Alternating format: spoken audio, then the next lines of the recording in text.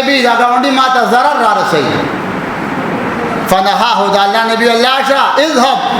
لاشا فاصبر صبر کوا وخت تیر ک بیا راغی دا الله نبی گاونډي می څنګه دا الله نبی لاشا اصبر صبر کوا هغه براتلو دا الله نبی به تسلی ورکوله د گاونډي نه تنګو فنهاه 4 مرات دا الله نبی ته څلور کرته ویلي ول د گاونډي ظلم د سره کوي گزاره پی کا وس خبره نه د خیر دی څلورم پیر راغی دا الله نبی می ظالم دی د حقوق نه دی خبر څه وکم من خبره پاکل کو کنه خبره ته ګوري دا الله نبی ته ول د ښکار وکا ارفع متاعك پځکه او بالغ او کټ به سراج راواخلا وتره فی الطريق پلار کی واچوا نبی سامان راواله پلار کی واچوا سره راغی ویل لکه دا ولی پلار کی پروتي والم د سره ناشتي بزکیم دی بزم دا چرګم د ټغي کی دا ولی ویل گاونډي می ظالم دی نور لار را سره نشته د گاونډي نه تنګیم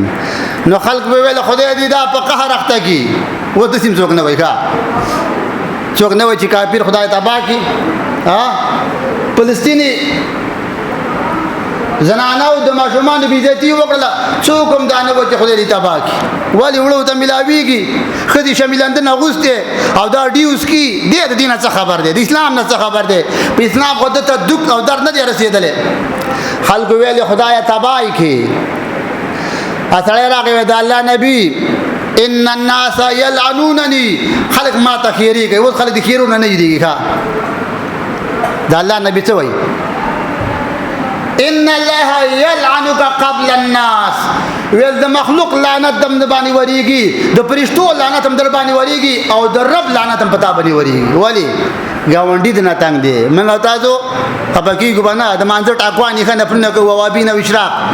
او پلوچا او بوټي لاري تر وباسا ها اکل وای ما کرلې کتا کرلې بدبختای کپلا دي کرلې پلارم دي بدبختو پلار کی پلوچا ولی کری بزرگانو پلار چې زما بزرگانو پلوزي پلار کی به وای او به وی چې نغری ته کیدی او ډوډۍ په پخا کی ترکاری او به وی الحمدلله الذي اطعمنا د سی وای چې خدای ما تبا کی زکه چې پناولی پلیته پلوته می ترکاری په حق لاله او به او ته ارت کین او وی خورا دا مسلمان او دا پښتون